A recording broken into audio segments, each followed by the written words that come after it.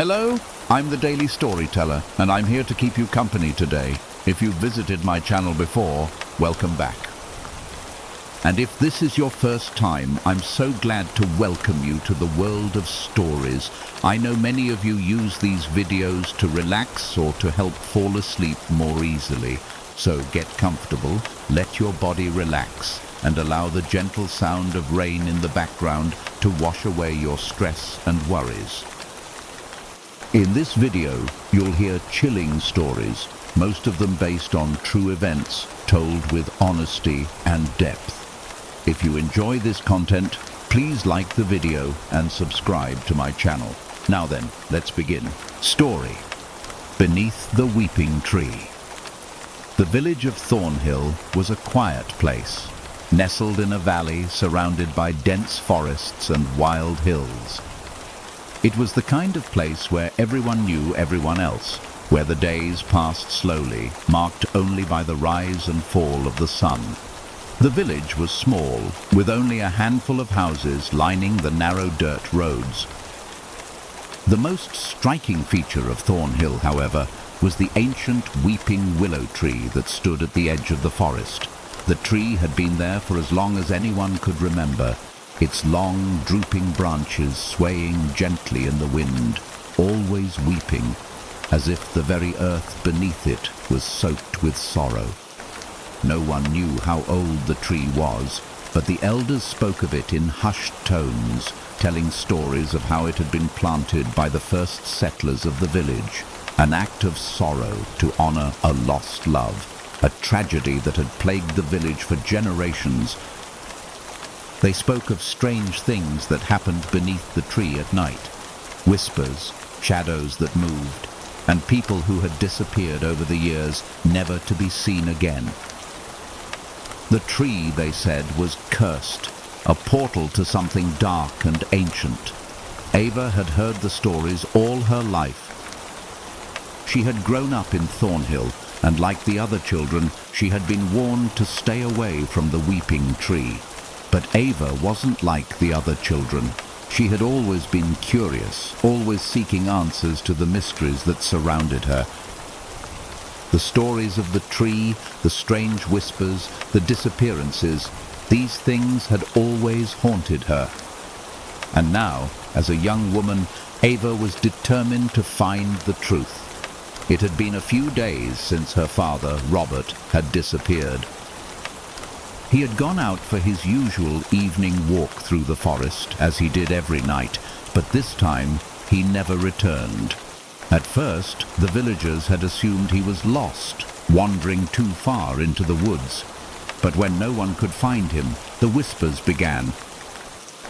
People spoke of the weeping tree again, of how those who ventured too close to its roots were never seen again. They said it was the tree that had taken him, just as it had taken others before him. Ava couldn't accept that. She couldn't believe that her father, the man who had always protected her, had simply vanished into thin air. She needed to know the truth.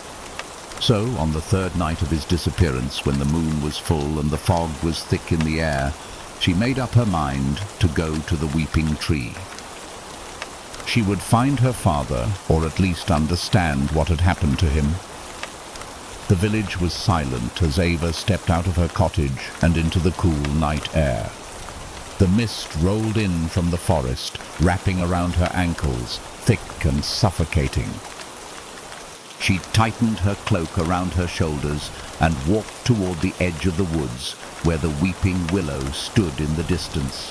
The tree's long branches swayed gently as though beckoning her forward, and Ava's heart raced with both fear and determination. The closer she got, the more she could feel it, the presence of something old, something waiting. The whispers, faint at first, began to grow louder, as if they were calling her name. Her feet carried her closer, the shadows around her deepening with each step. The air was thick with a strange, unsettling energy, and the silence of the village seemed a world away. It was as if the forest itself had swallowed her up, leaving her alone with the tree. When she reached the base of the weeping willow, she stopped. The tree's roots spread out like twisted fingers, gnarled and ancient, disappearing into the earth. The air was thick with the scent of damp earth and decay. Ava's breath came in shallow gasps as she looked up at the tree. The moonlight filtered through the branches, casting long, eerie shadows on the ground. But it wasn't the shadows that caught her attention, it was the figure beneath the tree. It was a man, hunched and motionless, his back to her. Ava's heart skipped a beat as she took a step forward. It was her father. His form was pale, almost translucent, and his body was twisted in a way that didn't look natural. His clothes were torn, and there was something in his hands, something glistening like water. "Father?" Ava called out, her voice barely a whisper. The man turned slowly, his face hidden in the shadows. Ava's breath caught in her throat as she saw him clearly for the first time. His eyes were wide open, but there was nothing behind them. They were empty, hollow, dark, endless pits that seemed to swallow her whole. "No," Ava whispered, taking a step back. "No, this can't be happening." Her father's mouth opened, but no sound came out. His lips moved, but they didn't form words. And then, as if controlled by some unseen force, he raised the object in his hands, a small, shimmering stone. It pulsed with a strange light, and Ava felt a pull toward it, a compulsion to reach out and take it. But she couldn't move. She was frozen, trapped by the sight of her father's lifeless gaze. Suddenly, the ground beneath her feet began to shake. The tree's branches swayed violently, and the whispers around her grew louder, turning into a deafening roar. Ava stumbled backward, her heart racing. The air was thick with the smell of rot, and the ground seemed to pulse with dark energy. She could feel it. Something was rising from beneath the earth, something ancient, something that had been waiting. The tree's roots began to writhe, twisting and curling as though they were alive, and from the ground a dark shadow began to emerge. It was like a form, a figure, but it was shifting, constantly changing. Its shape was indistinct, but its presence was overwhelming, like a force that could crush her very soul. Ava couldn't breathe. The world around her blurred as the darkness enveloped her. She could hear her father's voice now, but it was distorted, like a far-off echo. "You should have never come." The figure continued to grow, its shape becoming more defined, more solid. It reached out with shadowed arms, its fingers like claws, stretching toward her. Ava's legs finally moved, and she turned to run, but the earth beneath her feet buckled, and she fell to the ground. The darkness swallowed her whole. Ava woke with a jolt, gasping for breath. Her body was cold and damp, the ground beneath her soft with moss and leaves. The weeping willow stood before her, but it was different now, darker, more imposing. The once gentle branches now twisted and writhed in the air like snakes reaching for her. The sky above was no longer the same, no longer the dull, oppressive grey it had been earlier. It was a deep, unnatural black, pierced only by the cold light of the moon. Ava tried to stand, but her legs were weak and her body felt heavy, as though she were drowning in the air itself. The whispers still echoed in her ears, but they were no longer just whispers. They were voices, hundreds of voices, all speaking at once, all calling to her. She clutched her head in her hands, trying to block them out, but the voices grew louder, more insistent. "You are the chosen one," the voices murmured. "The curse has been passed to you." Ava's heart pounded in her chest as she looked around. The village was gone, The houses, the streets, everything had vanished. All that remained was the tree, the darkness, and the shadowy figure that loomed above her, its eyes glowing with a sinister light. It reached out toward her again, its hands like tendrils pulling her toward it. "No!" Ava cried out, her voice hoarse and trembling. "What do you want from me?" The figure didn't answer. Instead, its dark form seemed to split, twisting into 1,000 shadows that surrounded her, closing in like a living nightmare. And then she saw it. Her father's face again, twisted in agony, his mouth moving soundlessly. "You have come too far, Ava," his voice whispered in her mind, "but it is too late to turn back. You are the last, the one who will take my place." Ava's heart stopped as the realization hit her like a physical blow. Her father hadn't been taken by the tree. He had become part of it. The darkness was inside him now, feeding off his soul, twisting him into something unrecognizable. And now, it was her turn. She had come to take his place, to become one with the abyss. The ground trembled again, and Ava felt herself sinking, her feet being pulled into the earth. The darkness wrapped around her, the shadows becoming a part of her, as her father's voice echoed in her mind, warning her, "You should have never come." And then the darkness swallowed her whole. Story: The Uninvited Guests. The town of Halberton had always been quiet, almost to a fault. Nestled in a valley surrounded by dense woods and jagged cliffs, it was the kind of place where everyone knew everyone else, and secrets were rarely kept for long. The streets were narrow, lined with cobblestone that had been worn smooth by years of foot traffic, and the houses were old, their wooden beams creaking with age. But despite its peaceful appearance, Halberton had a dark history, one that was known only to a few, whispered behind closed doors. For generations, the townspeople had lived in fear of the uninvited guests, a term that was used to describe the strange occurrences that seemed to happen every few years. People would disappear without a trace, animals would be found mutilated, and there was always a strange sense of unease that hung over the village when the fog rolled in from the woods. The elders spoke in hushed tones about an ancient curse, one that had been placed upon Halberton long ago, and every time the uninvited guests came, they would bring death, destruction, and madness. But to most of the town's younger residents, the stories were just that, stories. Tales passed down to frighten children to keep them from straying too far into the woods or walking alone after dark. Sarah, a young woman who had recently moved to Halberton with her husband John, was one of those who had dismissed the stories as nothing more than superstition. She had heard the rumors, of course, but she didn't believe in curses or monsters. She was far too practical for that. It had been a month since she and John had arrived in the village, and they had quickly settled into their new home, a small cottage on the outskirts of town near the edge of the forest.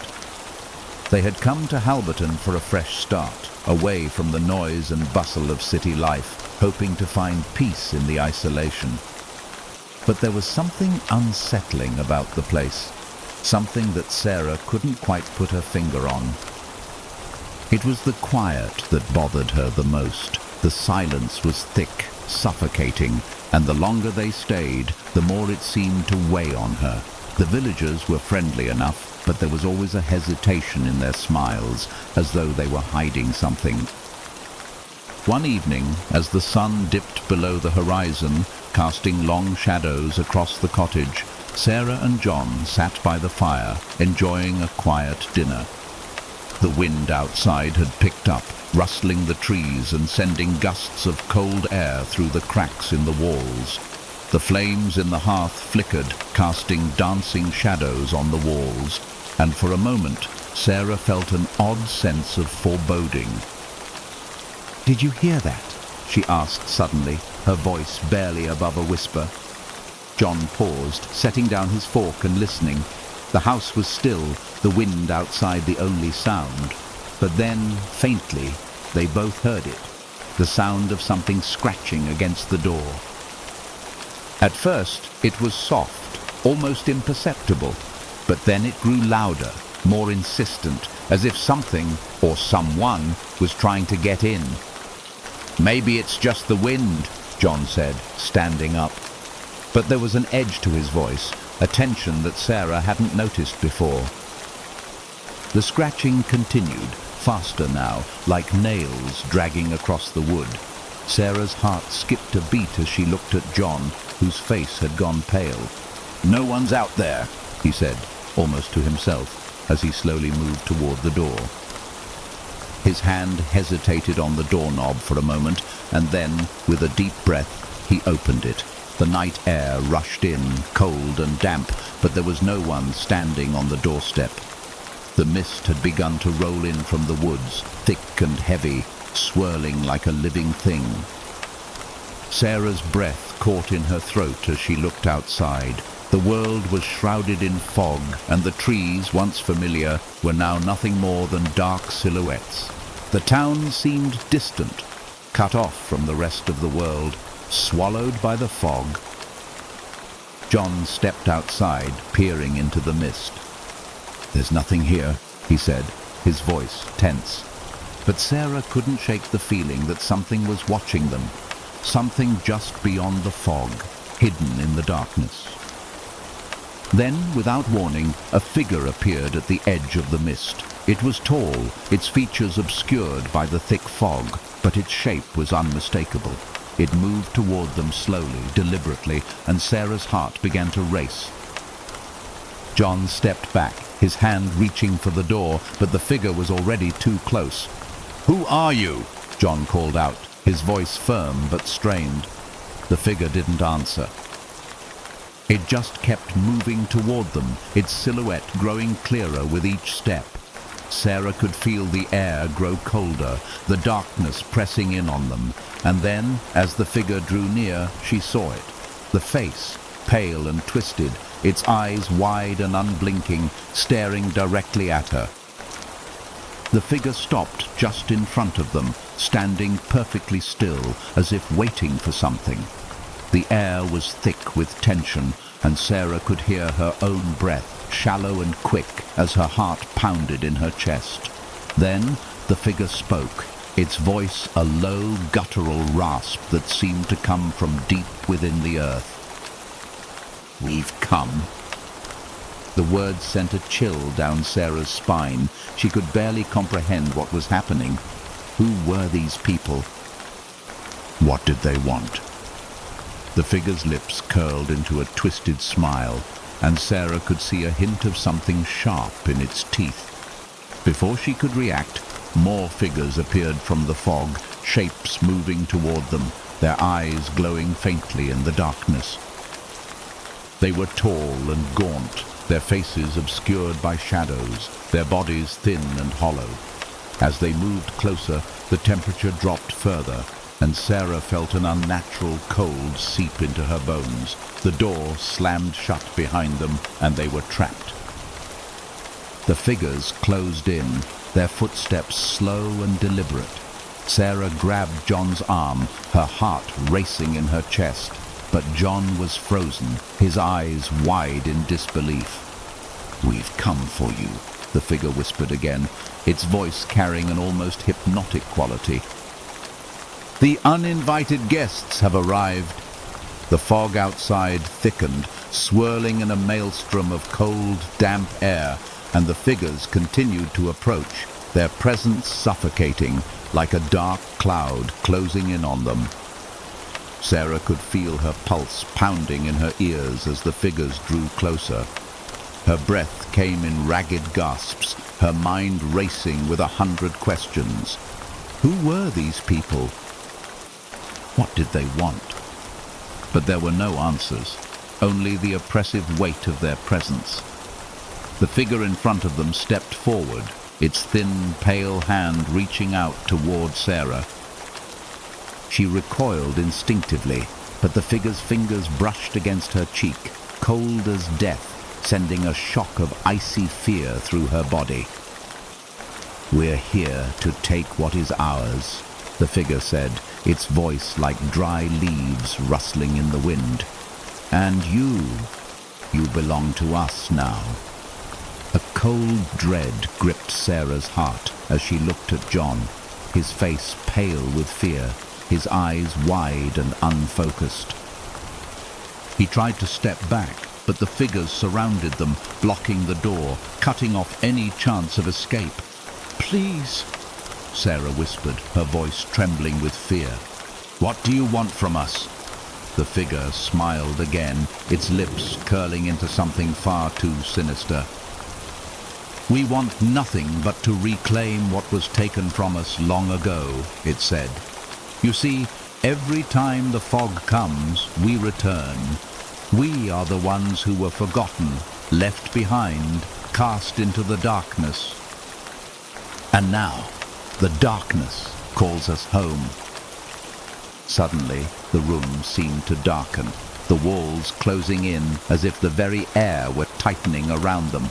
The figure's eyes glowed brighter now, and Sarah could feel the heat of their gaze burning into her.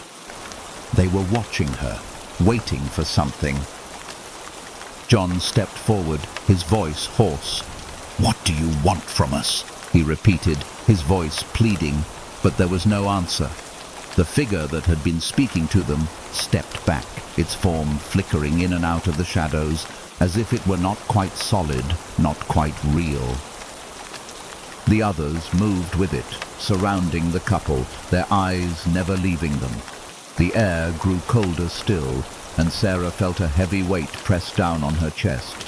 She could feel something ancient, something malevolent stirring in the darkness around her.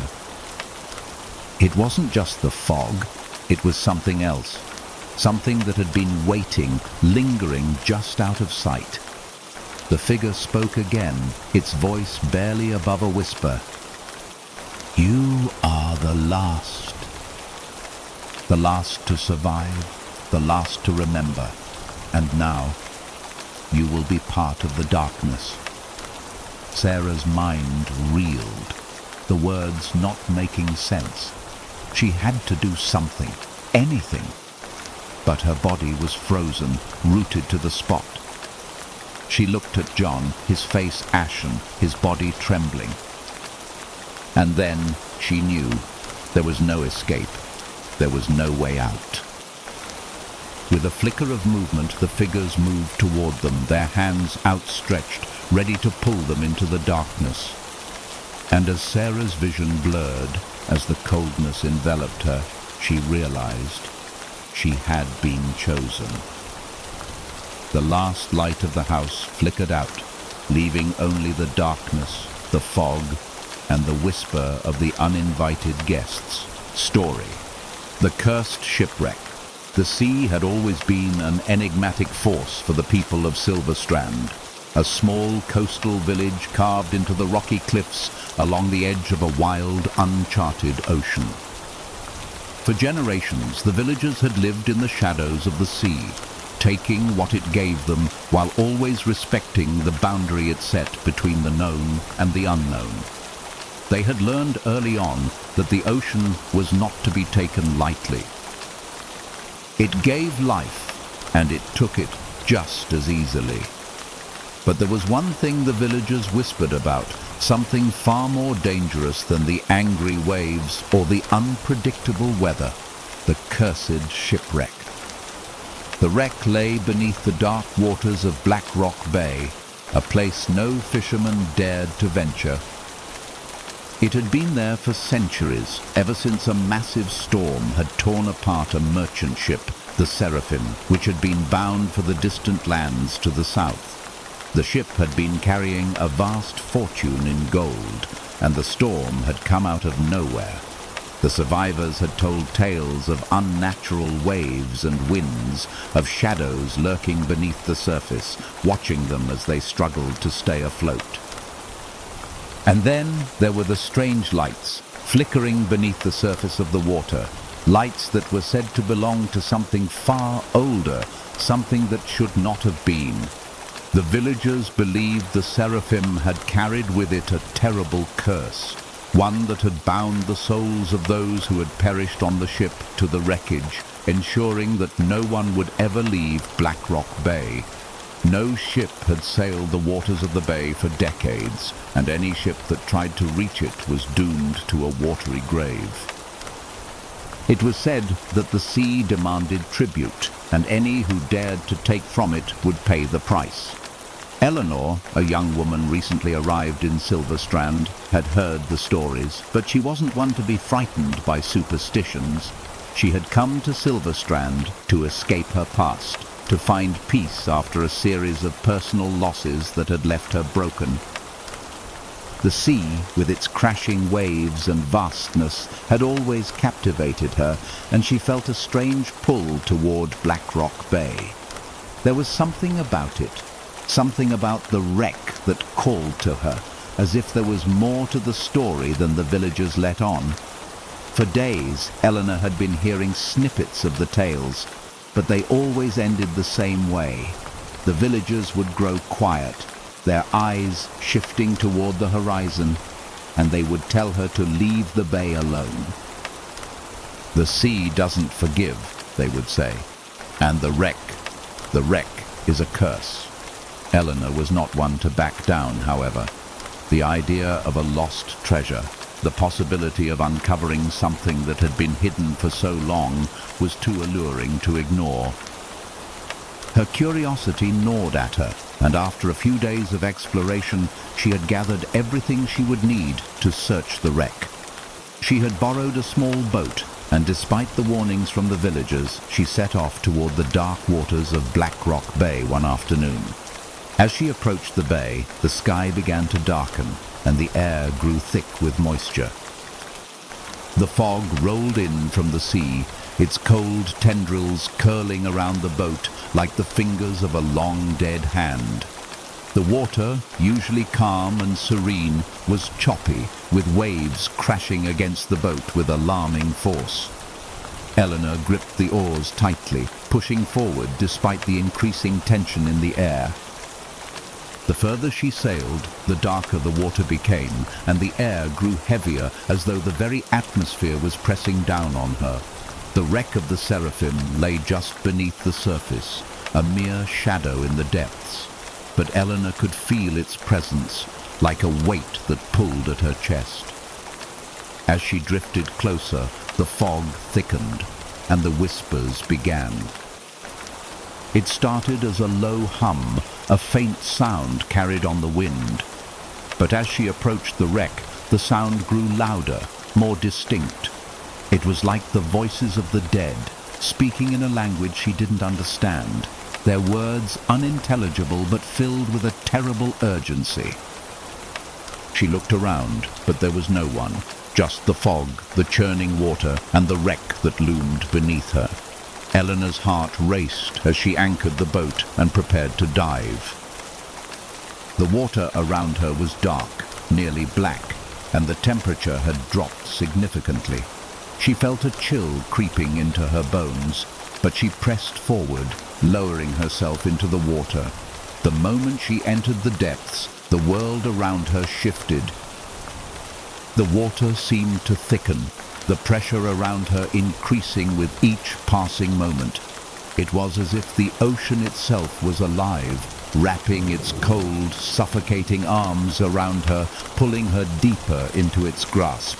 She descended further, her heart pounding in her chest, her lungs burning for air. And then she saw it, the Seraphim.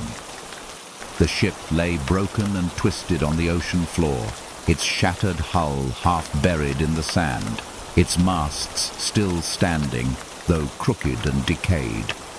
The sight of it sent a shiver down Eleanor's spine, and for the first time she felt a deep, primal fear settle in her stomach. The wreck was not just a ship, it was a tomb, and something within it was still alive. A flicker of movement caught her eye, and she turned, her breath catching in her throat. Beneath the water, glowing faintly, was a shape, a figure. It was humanoid, its form shifting and blurry, like something caught between life and death. The figure moved toward her, its pale face just visible in the shadows, its eyes empty and unblinking. The figure reached out a skeletal hand, and Eleanor gasped, the coldness of the touch sending a shock through her body.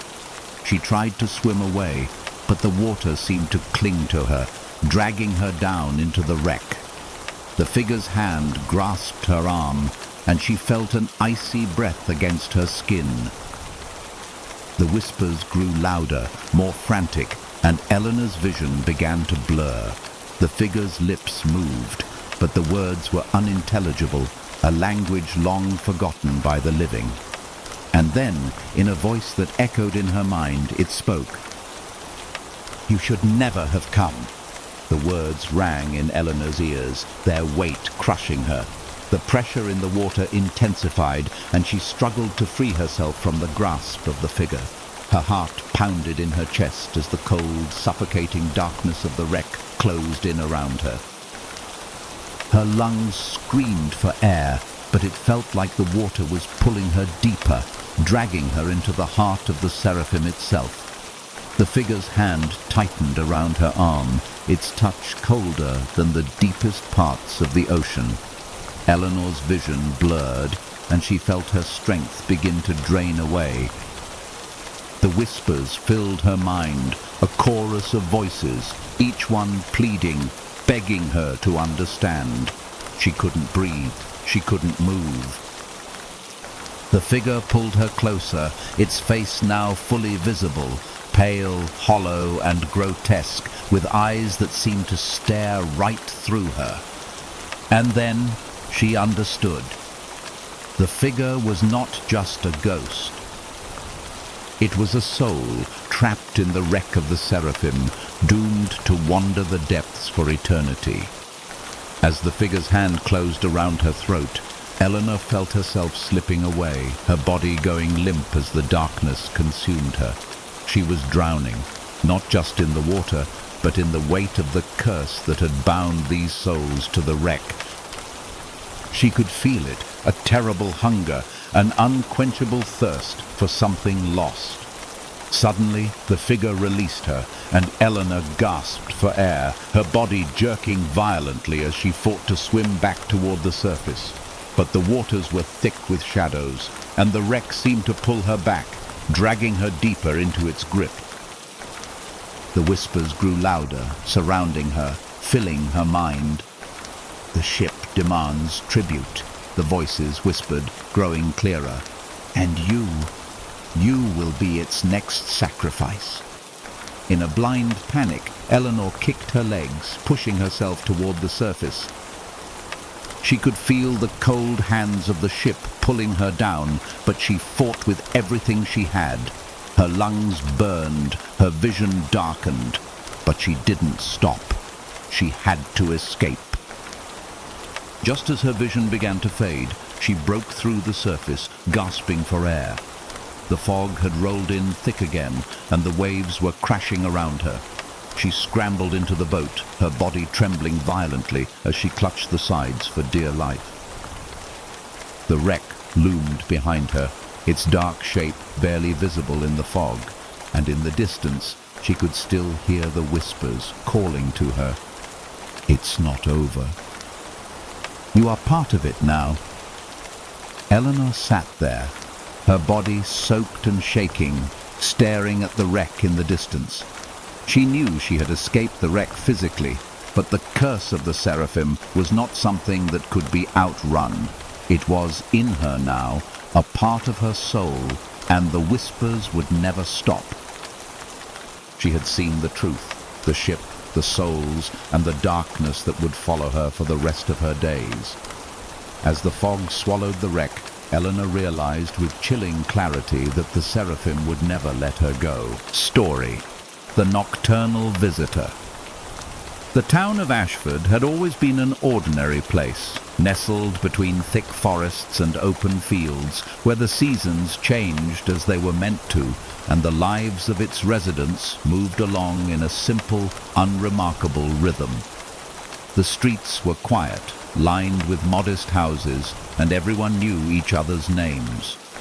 The children played by the old mill, the elderly sat by their windows, and the town had the kind of peace that one could only dream of.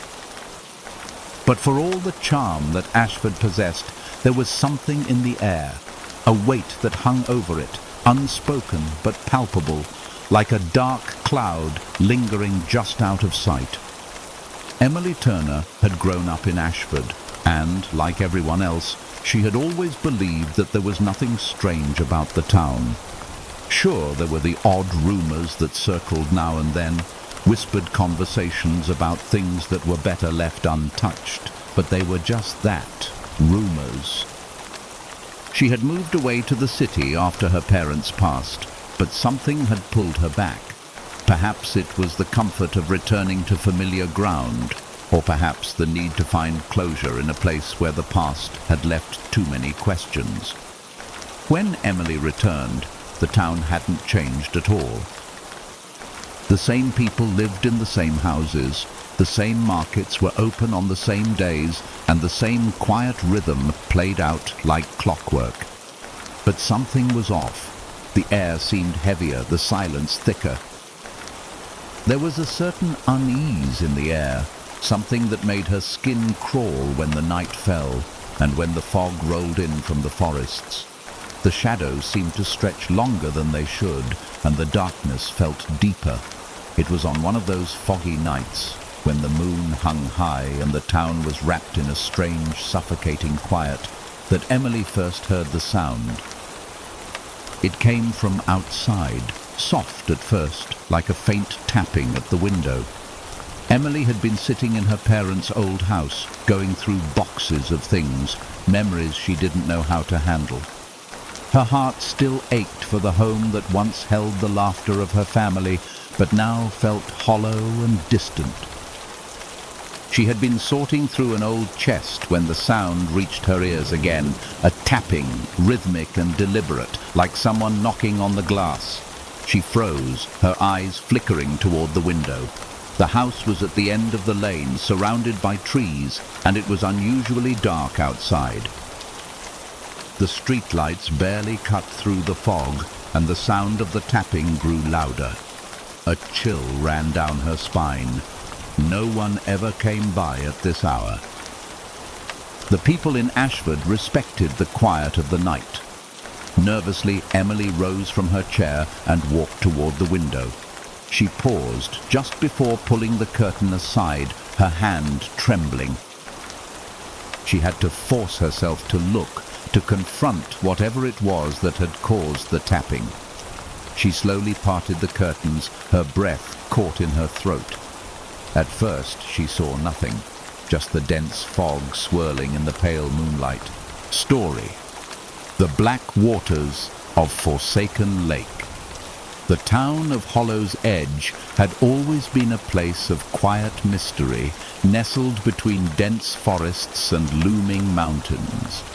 A small town with a long history, Hollow's Edge was known for its eerie calm, a calm that had only grown deeper over the years as the people of the town grew older, and the stories that had been passed down from one generation to the next became something more than just tales. They became warnings. But the most famous story, the one that everyone in the town knew, was that of Forsaken Lake. Forsaken Lake was located just outside the town, a vast expanse of dark, still water surrounded by thick trees. It was the kind of place where the water never seemed to sparkle in the sun the way it did in other lakes. Instead, the surface was always covered with a thin sheen of darkness, and the depths seemed to go on forever, as if the lake itself were a wound in the earth that could never heal.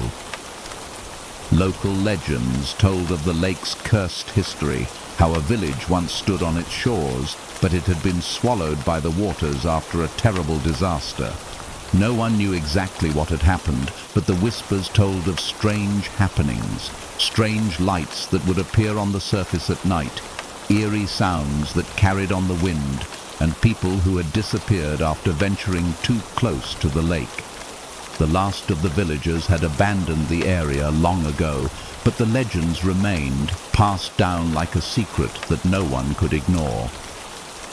Sarah Blake, a young woman with an insatiable curiosity, had heard the stories growing up.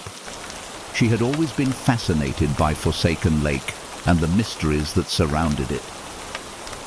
When she moved to Hollow's Edge a few months ago, she was determined to uncover the truth behind the lake, to separate fact from fiction. The townspeople had been friendly enough, but they were always careful when the subject of the lake came up. They would speak of it in hushed tones, eyes darting nervously toward the forest, as if they feared that just mentioning it might draw something out from the depths. One evening, as Sarah sat on her porch, watching the sun dip below the horizon, she saw something that made her blood run cold. A flicker of light over the surface of Forsaken Lake, just barely visible in the fading light. It wasn't the soft glow of the setting sun. It was something else, something unnatural, something that made her skin crawl. Her curiosity got the better of her, and despite the warnings in her head, she grabbed her flashlight and made her way toward the lake. The walk to Forsaken Lake was short, but it felt longer than it was. The air grew heavier the closer she got, the scent of damp earth and decay hanging in the air. The trees around her seemed to close in, their twisted branches reaching toward her like fingers. She could feel the weight of the darkness pressing against her, and the further she walked, the more the feeling of being watched gnawed at the back of her mind. When she reached the lake's edge, the moon was full, casting an eerie light over the water. The surface of the lake was as black as ink, but now, as she stepped closer, she could see the faint glow again. It was small, like a single firefly on the water, but it pulsed in rhythm, almost as if it were alive. The water was perfectly still, not a ripple to be seen, and Sarah felt an uneasy chill settle over her. Then the sound came. It was a soft whisper, like someone calling her name from deep within the water. She froze, her heart hammering in her chest. Her eyes scanned the lake, but there was no movement, no sign of anyone. The whisper came again, and this time it was louder, more urgent, as if something or someone was reaching out to her from the depths. Sarah. The voice was unmistakable, but it wasn't just her name. It was a plea, a desperate, aching cry for help. Without thinking, Sarah stepped closer to the water, her heart racing, her breath coming in shallow gasps. The voice called her name again, and this time she heard it clearly. Come closer. The glow on the water brightened, drawing her in. It was as though the light itself had a pull, a magnetic force that she couldn't resist. The surface of the lake rippled slightly, and she could see shadows moving beneath the water. She leaned closer, her hand reaching out toward the glow. Suddenly there was a loud crash, a branch snapping in the distance. Sarah jerked her hand back, her heart leaping into her throat. She turned toward the sound, but all she saw was darkness, thick, oppressive darkness that seemed to swallow up the forest. She wasn't alone. The whispering voice was still there, but now it sounded more frantic, more insistent, as if it were losing its patience. Come closer. It's waiting for you. Sarah's mind raced, her feet frozen in place. The voice, the glow, everything was pulling her toward the water. But a deeper, more primal part of her screamed to turn and run, to leave the lake and never come back. She stepped back, but the voice was growing louder now, more desperate. Come closer! It was then that she saw it. Rising slowly from the water, A figure emerged. A tall, gaunt figure drenched in water, its face obscured by the darkness. The figure's movements were jerky, unnatural, like a puppet controlled by strings. Its eyes glowed a faint green, just like the light on the surface of the lake, and as it stepped forward, the water seemed to part for it, like the lake itself was clearing a path. Sarah's breath caught in her throat as the figure took another step, its feet sinking into the water as if it were walking on solid ground. And then it spoke. Its voice was the same voice from the water, but now it was clearer, louder, filled with a terrible, cold intensity. "You should never have come." The word sent a shiver down Sarah's spine, and she took a step back, her legs trembling. The figure continued to move toward her, its eyes fixed on hers, its steps slow and deliberate. The water around it seemed to churn, as though the very lake was alive, feeding on the figure's presence. Sarah's mind raced, but her body refused to obey. She wanted to run, to escape, but she couldn't. The figure's gaze was paralyzing, drawing her in, as though it had control over her very will. The whispers in her mind grew louder, until they were a cacophony of voices, all of them calling her name, urging her to step forward. "Help me," the figure whispered, its voice barely audible above the whispers. "I am lost. I need you." Sarah's breath quickened, and she forced herself to turn away from the figure. She couldn't let it pull her in. She couldn't let herself become another lost soul in the depths of Forsaken Lake.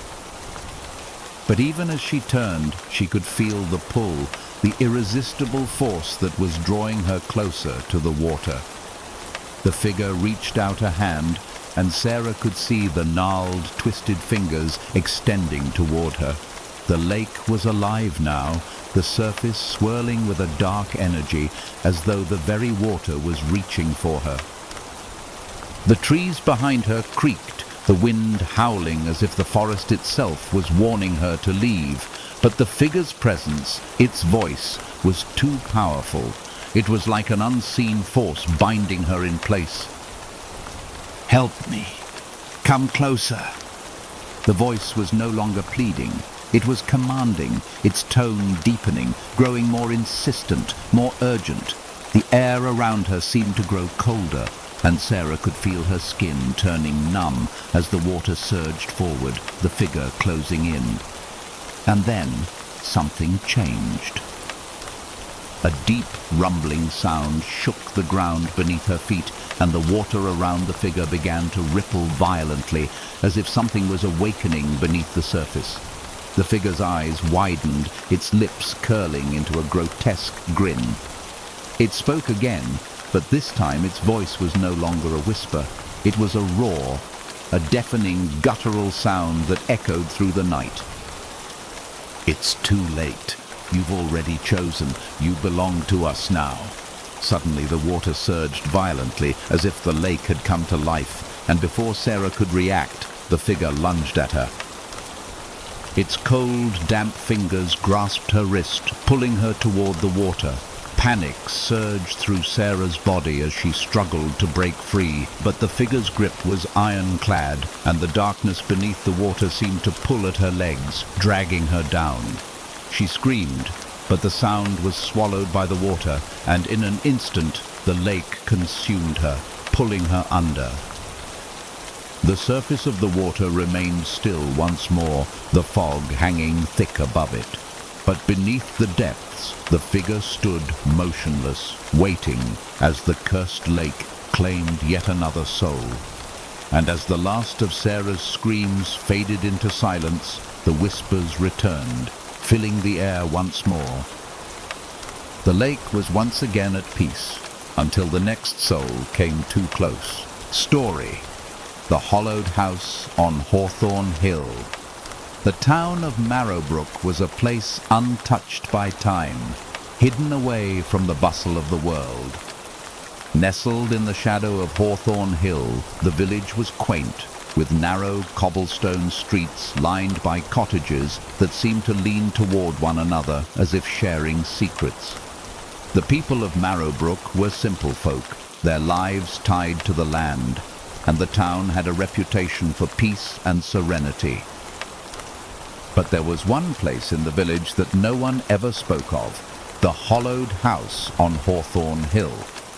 The house had stood there for generations, its twisted silhouette looming at the top of the hill, surrounded by dense trees that seemed to grow unnaturally tall and thick.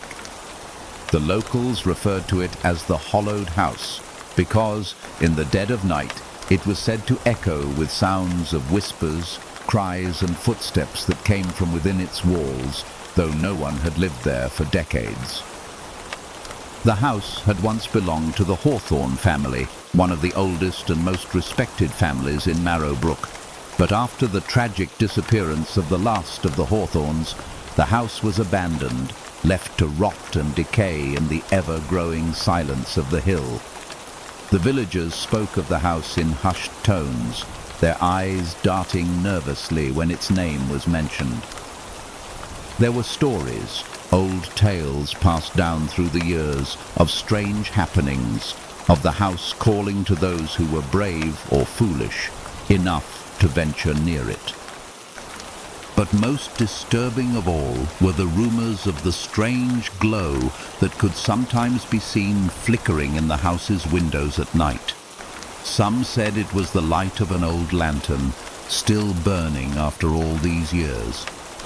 Others swore it was something more sinister, an invitation from the past, something that called to the living and the dead alike. Evelyn Morrison had heard all of these stories when she moved to Marrowbrook. She had come from a city far away, seeking peace after a series of personal tragedies had left her broken. The quiet of Marrowbrook had been just what she needed, but there was something about the hollowed house that called to her. It was always there, perched at the top of the hill, its decaying windows watching her every move. It intrigued her, unnerved her, and despite the whispers of the villagers, Evelyn couldn't resist the pull it had on her. One evening, as the sun dipped below the horizon and the fog rolled in from the forest, Evelyn stood at the base of Hawthorn Hill. The house loomed above her, its silhouette barely visible through the thick mist. The wind howled, shaking the trees around her, but she felt drawn forward, as if something in the very air of the hill was calling her to the house. She had told herself she wouldn't go near it, but tonight she couldn't ignore the pull any longer. She had to know what lay inside. Evelyn climbed the hills slowly, her heart pounding with each step. The fog thickened as she ascended, the ground beneath her soft and uneven, like the hill itself was shifting, alive. The wind picked up, howling through the branches, and the further she went, the more the silence pressed in on her. The house was still, standing tall and desolate, but there was something unsettling about its stillness. It felt like it was watching her, waiting for her to step inside. As she reached the top of the hill, Evelyn stood before the hollowed house. The front door, once grand, was now sagging on its hinges, the wood warped and splintered with age. The windows were dark, their panes cracked and shattered, but something shimmered faintly in one of them. A flicker of light. Evelyn took a deep breath and pushed the door open, the wood groaning as it gave way. The smell that hit her as she stepped inside was the first thing that struck her, the stale, damp scent of decay. The air was thick with dust, and the floorboards creaked beneath her weight as she moved further into the house. The grand foyer was a shadow of its former self, with cobwebs hanging from the ceilings and old furniture strewn about, forgotten. But it wasn't just the decay that made her uneasy. There was a presence here, an energy that she couldn't explain. The house felt alive, as though it were breathing, waiting. As she moved further into the house, she saw it, the grand staircase that led to the upper floor. The stairs were covered in layers of dust, and the banister had long since fallen into disrepair, but still it felt like the house was calling her upward. She hesitated, her hand resting on the banister, feeling a strange pulse beneath her fingers, as if the house were alive, breathing under her touch. Then she heard it, a soft sound, faint at first, but unmistakable. The sound of footsteps echoing from above. The sound grew louder, deliberate, as though someone was walking through the upper halls. Evelyn froze, her breath caught in her throat. There was no one here. No one had lived here in years, and yet she could hear the footsteps moving closer and closer. "Hello?" Evelyn called out, her voice barely above a whisper, her heart racing in her chest. There was no answer, but the footsteps continued, growing louder, closer, until they were right above her. The air seemed to grow colder, and the house creaked and groaned as though it were settling, or perhaps waking. Without thinking, Evelyn started up the stairs, her heart pounding as she moved toward the sound. The further she climbed, the more the atmosphere shifted, the air growing thicker, suffocating. The whispering voices seemed to swirl around her, faint and unintelligible, but the presence was undeniable. She wasn't alone. She was never alone.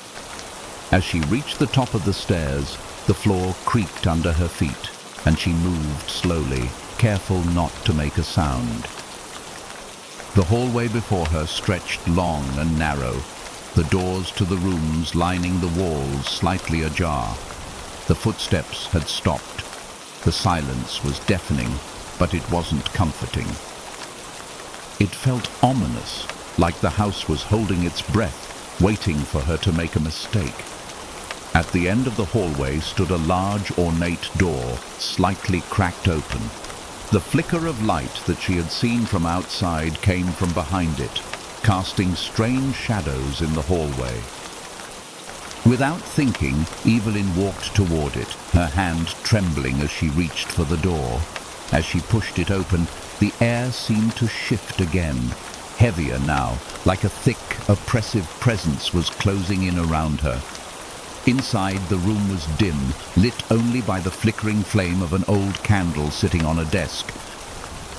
The room was sparse, with old furniture and bookshelves lining the walls, but what caught Evelyn's eye was the portrait hanging above the fireplace.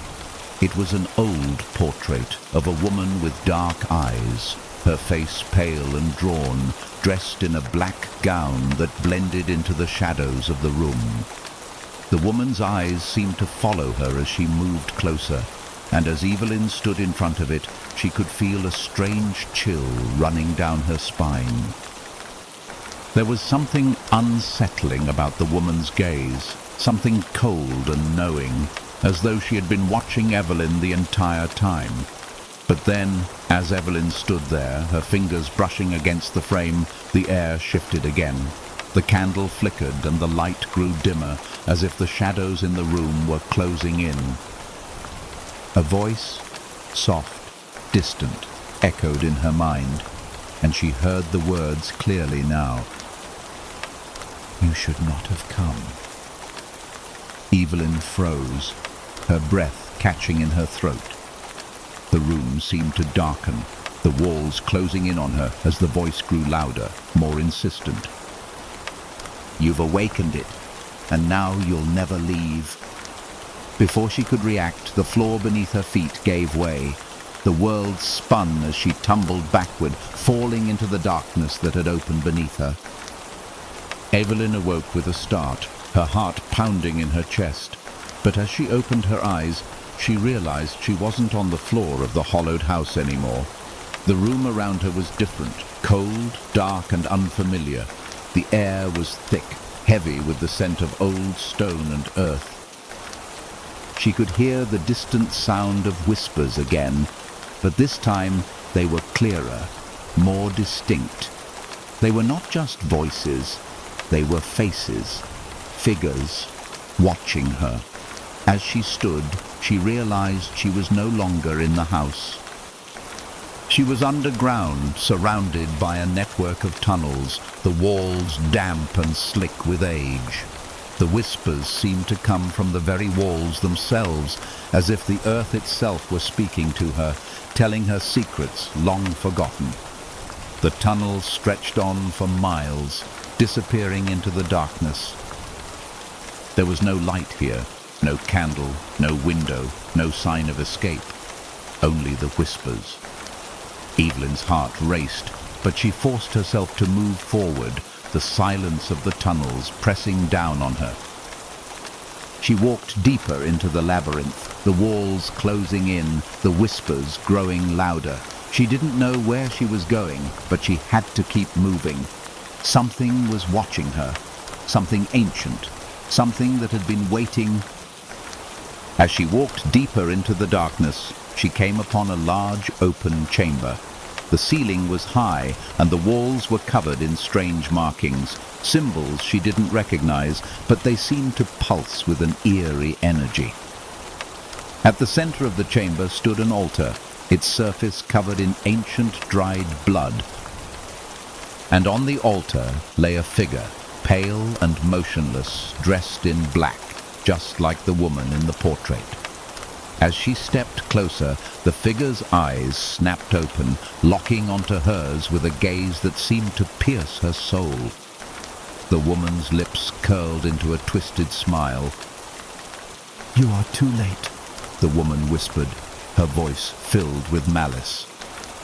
Before Evelyn could react, the walls around her trembled, and the ground beneath her feet cracked open. The chamber filled with an overwhelming pressure, as if the earth itself was trying to swallow her whole. And then, as the darkness closed in around her, Evelyn understood. The hollowed house was not just a house. It was a trap, a prison, a place for souls to be bound. The woman in the portrait, the figure on the altar, they were all part of it. And now, so was she. "You belong to us now," the woman whispered again, and Evelyn's scream was swallowed by the darkness. Story: the pale figure in the attic. The town of Briarwood had always been known for its old, charming houses and winding lanes that twisted through thick woods. Nestled at the edge of the forest, the town felt like a forgotten relic from another time. The houses, many of them built centuries ago, were a patchwork of faded bricks, timber beams, and ivy-covered walls. Among these houses, there stood one that was older than the rest, the Holloway House. It was a place shrouded in rumors, a house that had been abandoned for nearly 20 years. No one in Briarwood liked to talk about the Holloway House. The few who did speak of it spoke in whispers, their words heavy with the kind of fear reserved for things best left undisturbed. The house had a reputation, dark, unsettling, and tragic. Its last occupants, the Holloway family, had vanished without a trace, leaving behind only empty rooms and the faint echo of footsteps in the attic. People who had lived near the house claimed they sometimes saw strange lights flicker from the windows at night, and they heard noises, soft tapping sounds, or sometimes the sound of a child crying. But no one had dared to approach the house for years. It was a place that seemed to feed on fear, and the town had learned to leave it alone. Megan Turner, however, had no such fear. After inheriting the house from a distant relative, Megan saw it as an opportunity to escape the stress of city life and start anew. The idea of living in the Holloway house was both intriguing and exciting. It was an old house, but it had character, charm, and most importantly, a sense of mystery. The attic in particular fascinated her. There was something about it that drew her in. Perhaps it was the isolation of the space, or the stories she had heard of what lay there, but she felt compelled to explore it. to uncover whatever secrets the attic might hold. When Megan arrived in Briarwood, she was struck by the town's quiet beauty. The streets were lined with trees, their leaves turning golden in the early autumn air. The people were friendly, though there was a certain wariness about them, a hesitation when they spoke of the Holloway house. Megan ignored their warnings, convinced that the house's eerie reputation was simply a result of small-town superstition. She didn't believe in ghosts or curses. Still, as she stood in front of the house, its tall, narrow windows staring down at her like hollow eyes, she couldn't deny the feeling of unease creeping over her. The inside of the house was just as she had imagined, dim, dusty, and cold. The floorboards creaked underfoot as she explored the rooms, each one filled with remnants of a forgotten past. The furniture was old, covered in sheets that had yellowed with age, and the air was thick with the smell of dust and mildew. But it was the attic that intrigued her the most. The door to the attic was tucked away in a corner of the hallway, almost hidden, as though the house was trying to keep it from her. That night, after unpacking the basics and setting up her new life, Megan decided to take a look in the attic. She grabbed a flashlight, feeling a strange mix of excitement and trepidation, and climbed the narrow staircase that led to the dark space above. The door creaked loudly as she opened it, and a rush of cold air hit her face, smelling of old wood and something faintly metallic. She stepped inside, the beam of her flashlight cutting through the darkness. The attic was far larger than she had expected, with high ceilings and beams crisscrossing above her head. Old trunks were stacked in corners, their lids long since closed and locked by time. There were shelves filled with dust-covered books and boxes that had been left untouched for decades. But it was the far corner of the attic that caught her attention. The flashlight's beam landed on something strange, something out of place. It was a figure, pale and indistinct, standing against the far wall of the attic. At first, Megan thought it was a trick of the light, a shadow cast by one of the old beams. But as she stepped closer, she realized it wasn't a shadow at all. The figure was standing still, its form outlined in the dim light. It was tall, draped in a dark cloak, its face hidden beneath the hood. For a moment, Megan's breath caught in her throat. The figure didn't move, but she could feel its presence, an oppressive weight in the air. "Hello?" Megan called, her voice trembling despite herself. There was no answer, just the silence of the house. She took another step forward, the floorboards creaking under her weight. The figure remained motionless, as if it hadn't heard her, or perhaps it was waiting for her to approach. Her heart pounded in her chest, and Megan reached out with a shaky hand, her fingers brushing against the figure's cloak. The moment her skin touched the fabric, the figure's head snapped up, revealing a face, pale, gaunt, and hollow-eyed. Megan froze, her pulse racing in her ears. The face was twisted, as if caught in an eternal scream, its mouth open wide in a silent wail. Its eyes locked onto hers, and for a moment, she couldn't move, couldn't breathe. The figure's presence was overwhelming, suffocating, and it felt as if the very air around her had thickened, pressing in on her. Suddenly, the figure moved. It reached out a hand, pale and bony, and touched her arm with a coldness that sent a jolt of fear through her body. Megan recoiled, stumbling backward. The figure's face twisted into something darker, something more terrifying, as it stepped closer, its breath cold against her skin.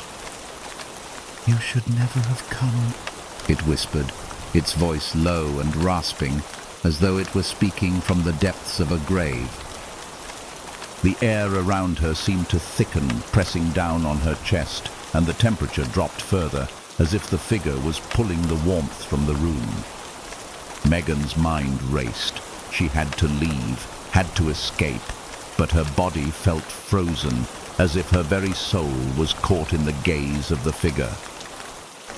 The whispers began again, louder this time, as though the house itself were alive, its walls closing in on her. Without warning, the figure lunged forward, its hand wrapping around her wrist with inhuman strength. Megan screamed, but the sound was lost in the silence of the house, swallowed by the oppressive darkness. She struggled, pulling at the figure's grip, but it wouldn't let go. She could feel its cold fingers tightening around her, its presence filling her mind with whispers, words she couldn't understand, but that filled her with an overwhelming sense of doom. "You have awakened us," the figure whispered. "Now you must join us." The room seemed to spin, and the air grew colder still, as if the very walls of the house were closing in on her. The figure's eyes never left her, and the whispers swelled into a deafening roar. It was then that Megan understood. The Holloway house wasn't just abandoned, it was cursed, and she had just become part of it. The room seemed to pulse with an unnatural energy, as if the walls themselves were alive, breathing in sync with the figure.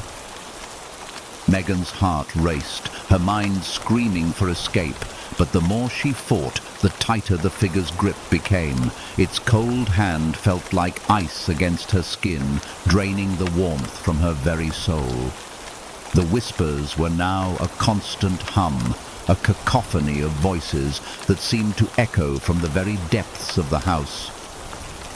"You have come too far," the figure continued, its voice growing louder, more insistent. "Now you belong to us, to the house, to the darkness." The air grew heavier, pressing down on her chest, making it harder to breathe. The temperature dropped, and she could see her breath fogging in the air. Her pulse thundered in her ears as she struggled, her hands trying to break free from the figure's unrelenting grip. But it was no use. The more she fought, the more the house seemed to close in on her, the darkness around her thickening. Suddenly the figure released her, and she fell backward, her body hitting the cold wooden floor. She gasped for air, her chest heaving as the coldness of the room seeped into her bones. The figure stepped back, its shadowy form looming over her, its eyes glowing with a faint, unnatural light. The whispers faded, but the oppressive presence remained, like a weight pressing down on her chest.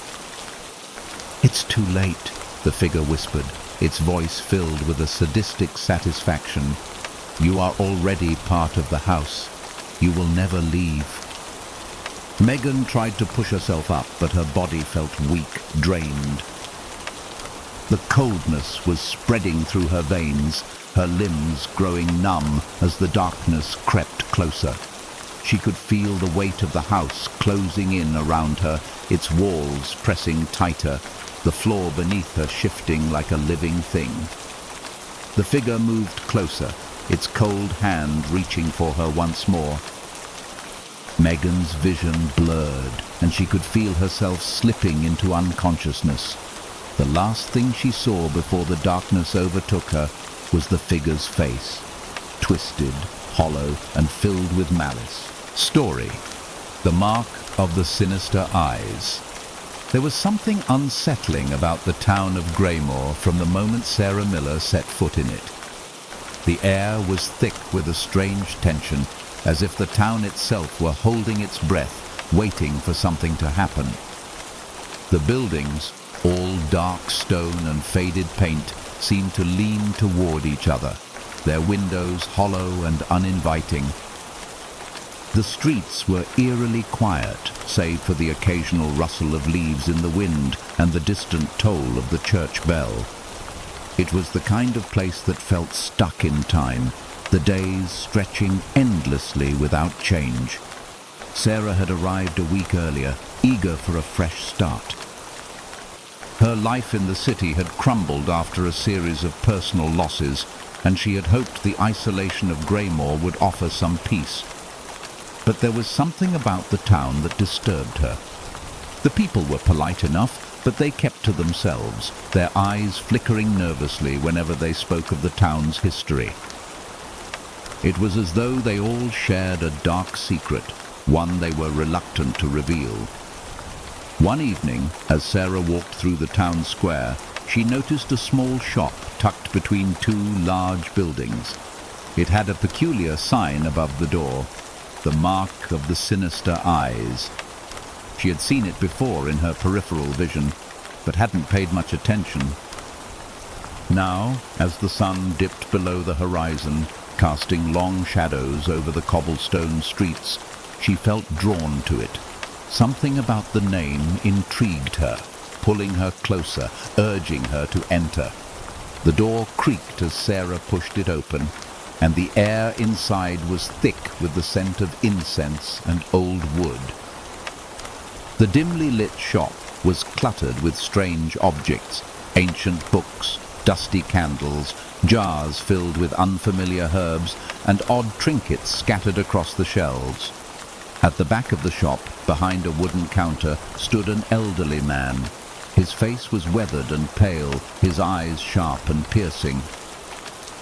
He looked up as Sarah entered, his gaze locking onto hers with an intensity that made her skin prickle.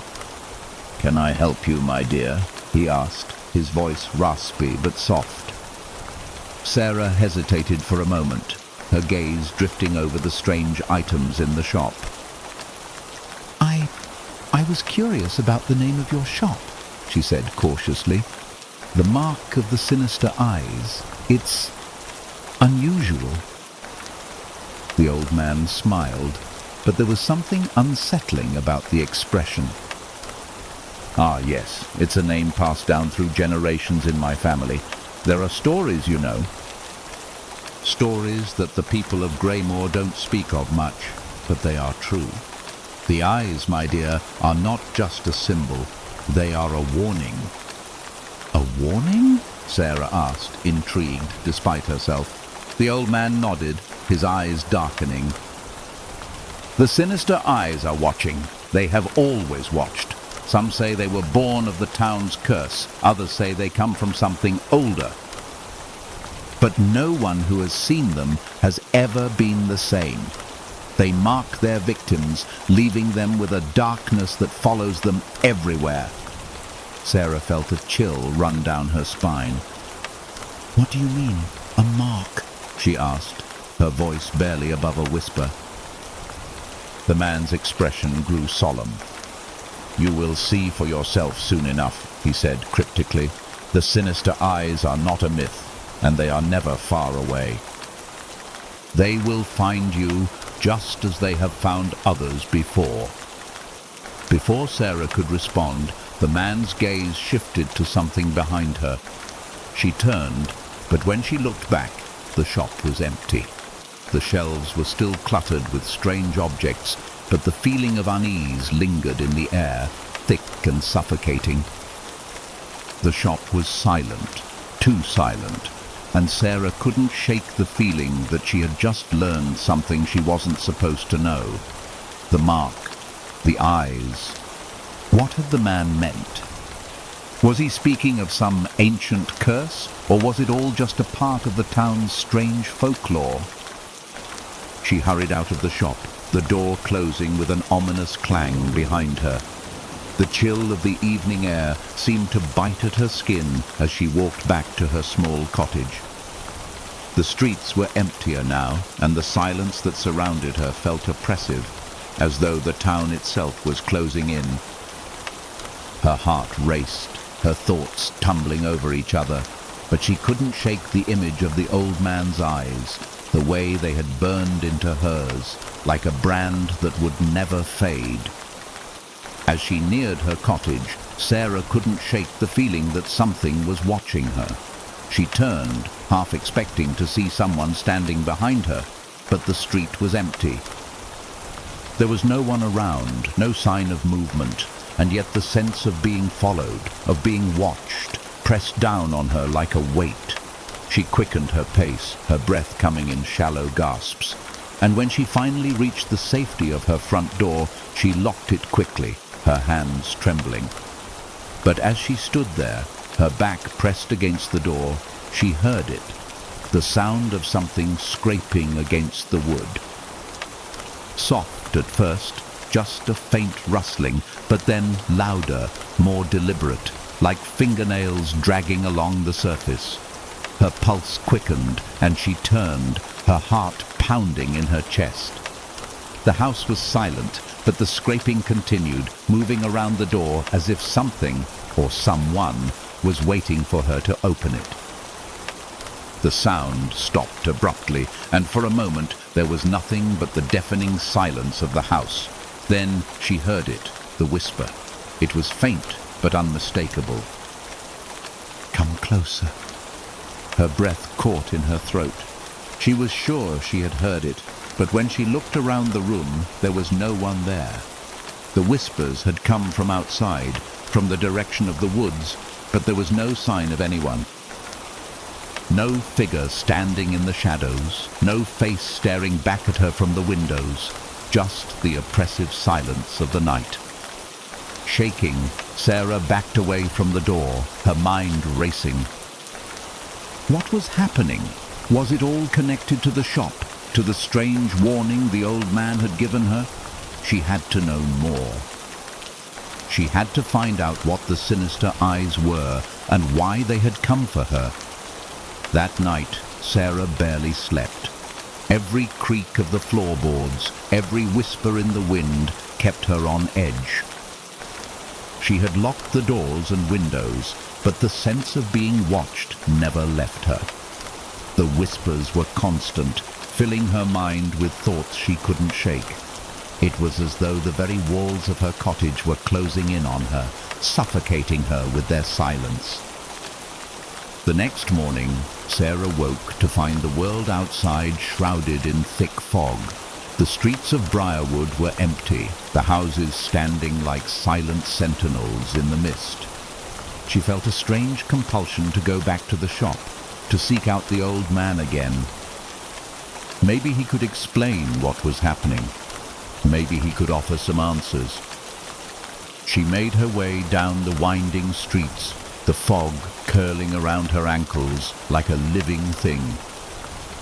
As she reached the shop, the door was open, but when she stepped inside, there was no one there. The shelves were still cluttered with the strange trinkets and old books, but the atmosphere was different now.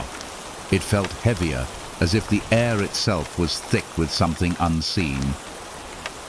"Hello?" she called, her voice trembling. "Is anyone here?" The shop was silent. She stepped further inside, the door creaking closed behind her.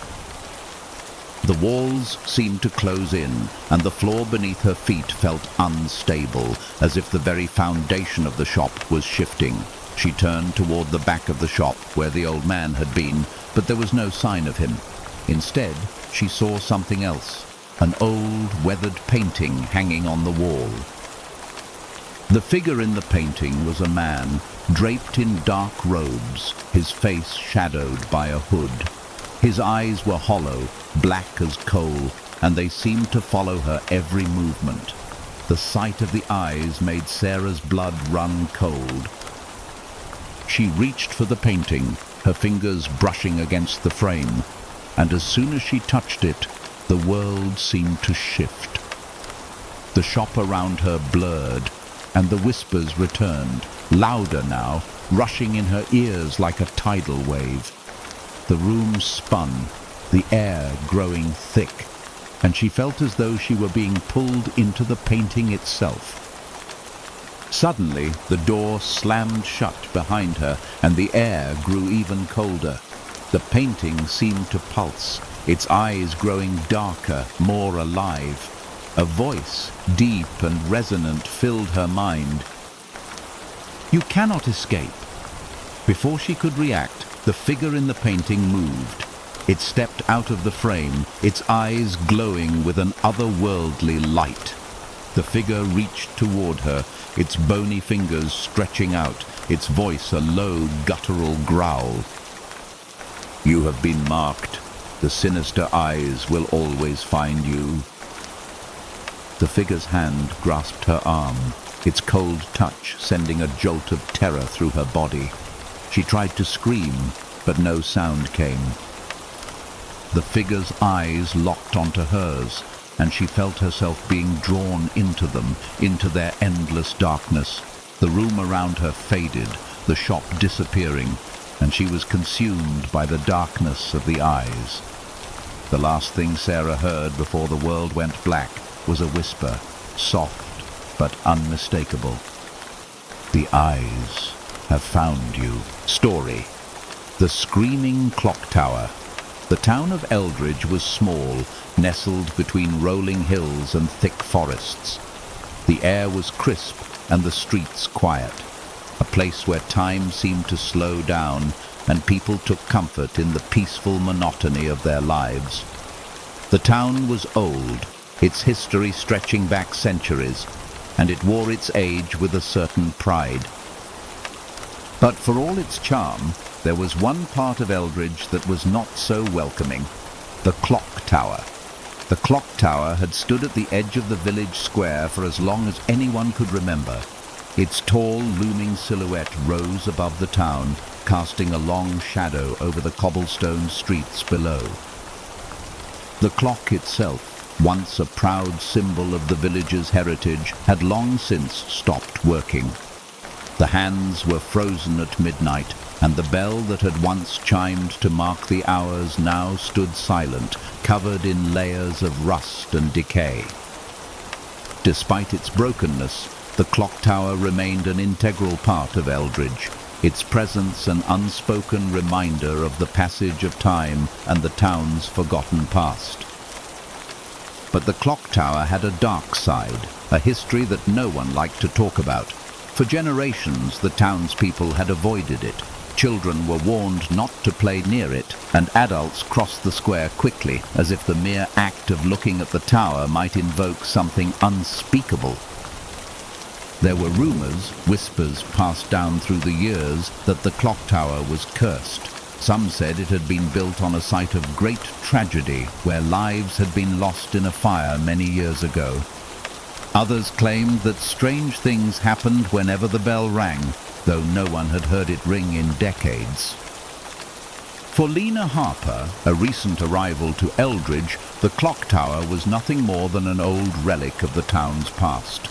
She had moved to Eldridge with her son, Ben, looking for a fresh start after the collapse of her marriage. The small town, with its quiet streets and old-fashioned charm, seemed like the perfect place to rebuild her life. But as she walked through the village square for the first time, she couldn't help but notice the imposing clock tower. It stood in the center of the square, its shadow stretching across the cobblestones like a dark veil. Despite the strange unease she felt, Lena dismissed the rumors as nothing more than small-town superstition. She had seen her fair share of strange places, having lived in a variety of cities, and Eldridge seemed like nothing more than an ordinary, albeit quaint, village.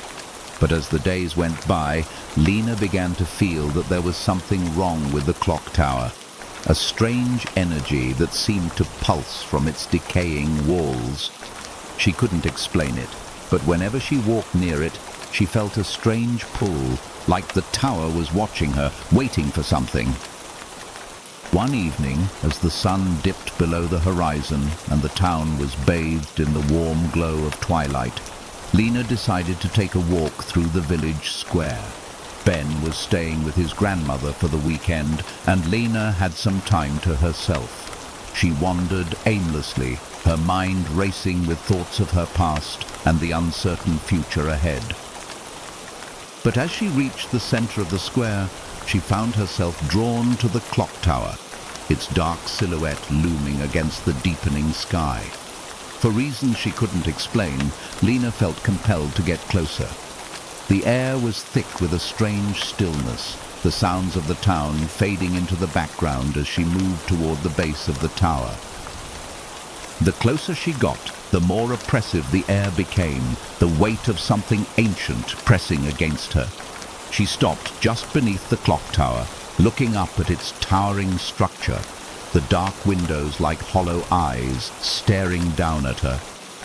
For a moment, she felt as though the tower were alive, watching her every move, waiting for her to do something. And then there was a sound. It started as a faint creaking, like the old wood of the tower groaning under the weight of time. But then it grew louder, a slow, deliberate sound, like something or someone was moving inside.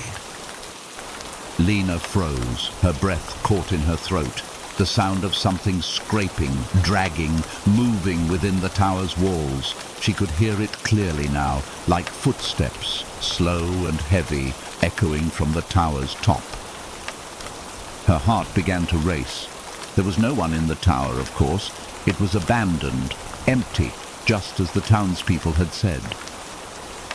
But the sounds continued, and with each step they grew louder, more frantic, as if someone or something was trapped inside, desperate to get out. Lena took a hesitant step forward, her eyes scanning the tower's base. There was no movement, no sign of life. The square was empty, the streets silent, and yet the sounds from above continued, growing louder still. Her pulse quickened as she reached for the door of the tower.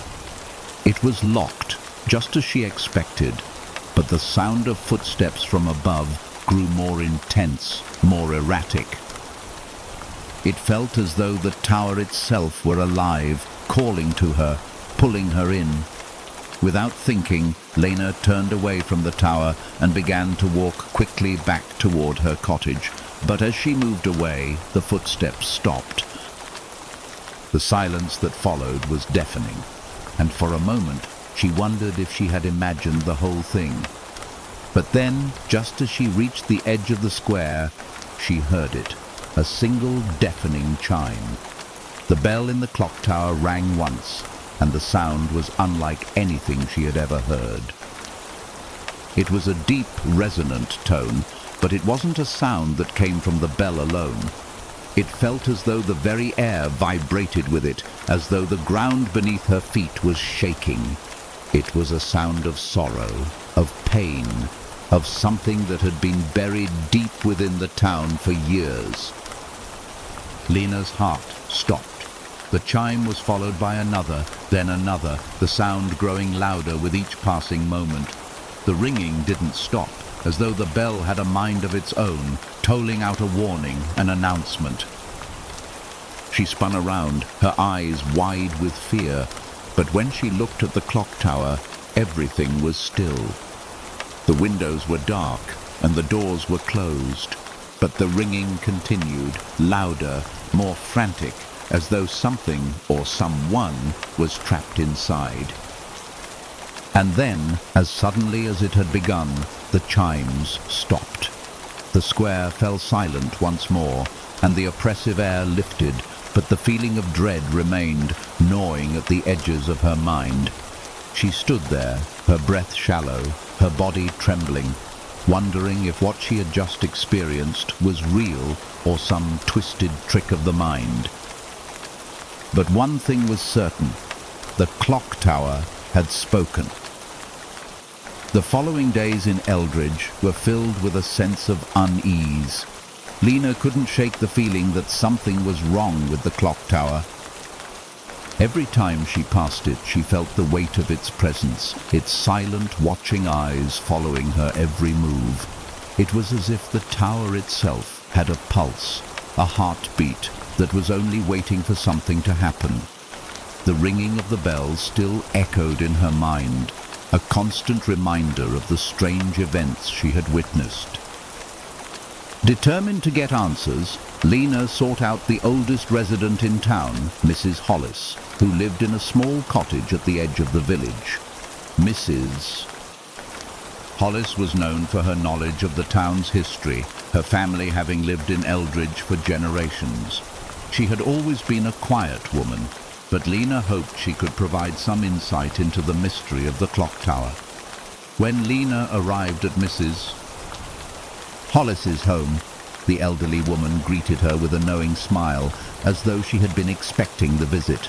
They sat in the dimly lit living room, the smell of lavender filling the air as Mrs. Hollis poured them both a cup of tea. "I take it you've seen it?"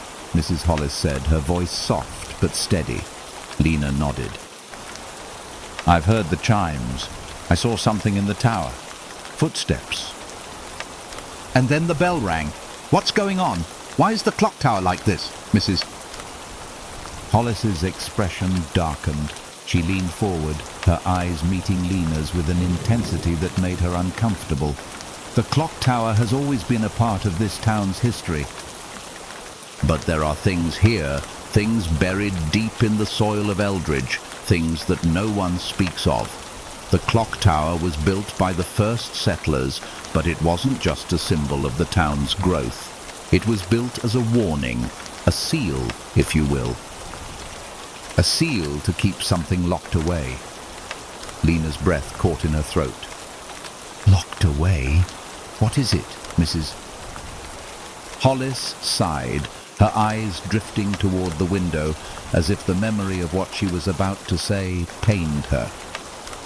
There was a time, long ago, when the town was plagued by something dark. The people who built the clock tower, they knew about the darkness. They sealed it away, bound it within the tower. The footsteps you heard, the bell. It's the sound of something that's trying to break free. The clock tower is not just a relic, Lena. It is a prison." Lena's mind reeled. "What are you saying? What's trapped in the tower, Mrs.?" Hollis's face grew pale. "A spirit, a curse. Something that was born of greed, anger, and bloodshed. The bell rings when the time comes for it to escape, and when it does, it will bring death and despair." Lena felt a chill run down her spine. The air in the room seemed to grow colder, as though the very walls were closing in. Mrs. Hollis continued, her voice barely a whisper.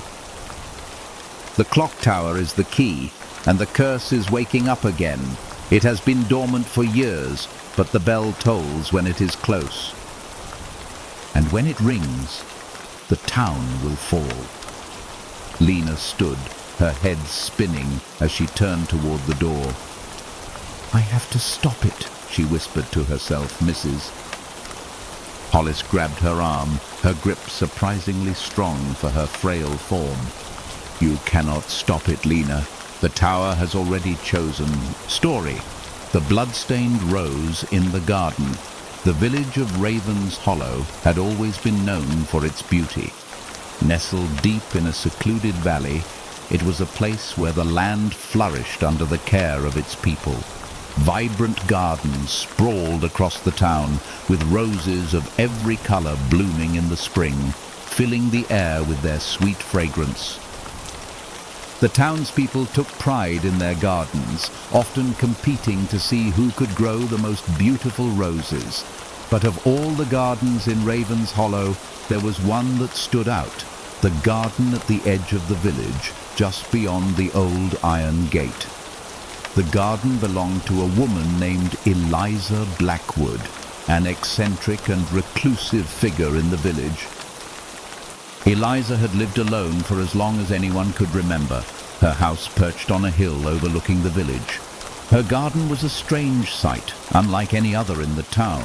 The roses that bloomed there were blood red, deep and dark, their petals thick and velvety, as if they had been stained by something far more sinister than the soil.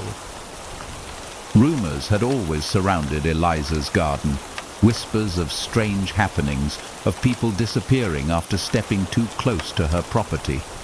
But despite the warnings, the villagers could never resist the allure of her roses, and some would even venture to her gate in the dead of night to steal a glimpse at the garden's mysterious beauty.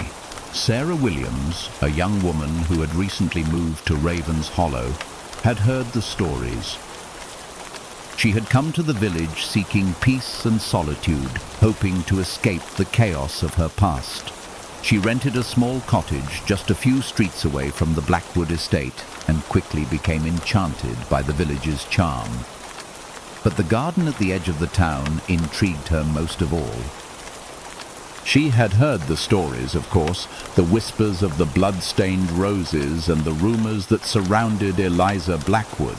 But Sarah, being the skeptic she was, dismissed them as mere superstition. It wasn't long before Sarah found herself walking to the edge of the village, her curiosity getting the better of her. The garden was just beyond the old iron gate, its towering walls covered in ivy, the roses spilling out over the top. There was something oddly captivating about the place, something dark and beautiful that drew Sarah in. As she stood at the gate, she couldn't help but notice the air around the garden. It was thick, heavy with an almost palpable sense of sadness, as if the garden itself had absorbed the sorrow of the people who had come before her. For a moment she hesitated. There was a strange feeling in her gut, a warning that she couldn't quite place. But her curiosity pushed her forward. She reached for the gate, its iron surface cold to the touch, and with a creak it slowly opened. The air grew colder as she stepped inside, and the silence of the garden enveloped her like a heavy cloak. The roses, dark and red as blood, lined the paths like sentinels, their petals soft and inviting. But there was something unsettling about them. They seemed to shimmer in the dim light, their color almost too vibrant, too perfect. Sarah walked deeper into the garden, her eyes scanning the rows of roses, trying to make sense of the unease that gnawed at her. She stopped in front of a particularly striking rose bush, its flowers darker than the others, their edges tinged with an unnatural black. The roses looked almost alive. Their petals shimmered as if they were moving, their delicate edges shifting in the breeze. And for a moment, Sarah could have sworn she saw something moving within the petals. Suddenly a voice broke the silence. "You shouldn't be here." Startled, Sarah turned around, her heart pounding in her chest. Standing at the far end of the garden was Eliza Blackwood, her pale face half hidden by the shadows of the trees. She was dressed in black, her long hair falling loosely around her shoulders. She watched Sarah with an intense gaze, her eyes dark and unreadable. "I didn't mean to intrude," Sarah said, her voice trembling slightly. "I was just curious about the garden. It's beautiful." Eliza's lips curled into a faint, sad smile. "It is beautiful, isn't it?" she said softly, her voice carrying a strange, haunting quality. But beauty can be deceiving. Sarah felt a chill run down her spine as she looked at the woman. There was something unsettling about her, something that didn't quite sit right. Eliza took a step forward and Sarah instinctively stepped back. "Why do the roses look different?" Sarah asked, trying to mask the unease in her voice. "They're unlike any roses I've seen before." Eliza's smile faded and her eyes grew darker, her gaze fixed on the roses. "These roses are not like others," she said, her voice low and cold. "They were grown with a price." Sarah felt a shiver of fear run through her, but she couldn't pull herself away. There was something magnetic about Eliza's presence, something that kept her rooted to the spot. "What price?" she asked, her voice barely above a whisper. "The price of life," Eliza replied, her eyes meeting Sarah's. "Each rose in this garden is fed by the blood of those who came before you. They grow on the sorrow of the lost. And once they bloom, they demand a price." A cold gust of wind swept through the garden, rustling the roses, and for a moment Sarah thought she heard something. Whispers, soft and indistinct, coming from the roses themselves. Her heart raced, and she instinctively took a step back. "Don't worry," Eliza said, her voice calm and reassuring. "You're safe, for now. But the roses, they know when someone is meant to be part of the garden." Before Sarah could respond, Eliza turned and began to walk back toward the shadowed corner of the garden, disappearing into the darkness. Sarah watched her go, the weight of her words lingering in the air like a heavy fog. She felt a strange pull to follow, to ask more questions, but something held her back. She turned toward the roses once more, their dark petals gleaming in the fading light, but now they seemed different, more menacing. The garden had changed somehow, as though the air had thickened with something darker, something ancient. And that's when she saw it. A single rose, its petals blood red, but now darker than any of the others. It glimmered in the dim light, its stem twisted, and in the center of the flower there was a small drop of something dark and glistening. As Sarah stepped closer, her heart skipped a beat. It was blood. The air seemed to grow heavier as Sarah stared at the blood-stained rose, her heart pounding in her chest. She felt a strange sense of dread crawl up her spine, but she couldn't tear her eyes away. The drop of blood gleamed under the light, its dark red color almost hypnotic. She reached out a trembling hand, her fingers brushing against the petals of the rose. The moment her skin touched the flower, the world seemed to shift. The whispers that had been faint before now grew louder, swirling around her like a whirlwind. She stumbled back, her heart racing, and the ground beneath her feet seemed to tremble. The garden, which had once felt like a peaceful sanctuary, now felt alive, alive with something ancient and powerful. The blood on the rose seemed to spread, slowly creeping up the stem until it stained the entire flower, turning it a deep, dark red. And then, to her horror, the rose began to move. The petals twisted, curling in on themselves, and the stem jerked as if something inside the flower was trying to break free. Sarah gasped, her breath catching in her throat. "What is happening?" she whispered, her voice shaking with fear. She could feel the ground shift beneath her, as though the earth itself were responding to the changes in the garden. The whispers were growing louder, more insistent, and Sarah felt her knees buckle beneath her. The roses around her began to move as well, their petals twisting and turning, their thorns growing longer and more dangerous. They seemed to reach out toward her, as if they were alive, searching for something, craving something.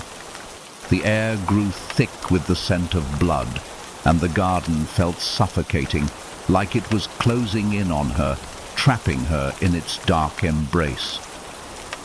Suddenly a loud crash rang out through the garden, and Sarah turned in shock. From the shadows at the far end of the garden, Eliza emerged, her eyes wide and wild, her clothes stained with blood. She was no longer the calm, composed woman Sarah had first met. She was frantic, desperate, as though she had just witnessed something terrible. "You shouldn't have touched it!" Eliza cried, her voice filled with fear. "You've awakened it! The curse! It's alive!" "It knows you now." Sarah could barely comprehend her words. The roses were moving closer, their thorns reaching for her, their petals curling like hungry mouths. The blood-stained rose in front of her seemed to pulse with a life of its own, its dark energy suffocating the air around them. "Eliza, what is this? What's happening?" Sarah gasped, her voice trembling. Eliza's eyes widened, and she took a step back, her hand reaching for the rose, her fingers trembling. "You don't understand," she whispered. The roses. They demand a price, and once they've chosen you, they will never let you go. Before Sarah could respond, the roses surged forward, their thorns sharp and quick. They reached for her, their petals shimmering with an eerie, blood-red glow. Eliza reached out, but it was too late. The last thing Sarah saw before the darkness took her was the face of Eliza, her eyes filled with a mixture of sorrow and regret. The garden fell silent, the roses still and unmoving once more as the blood-stained rose continued to glow, waiting for its next victim.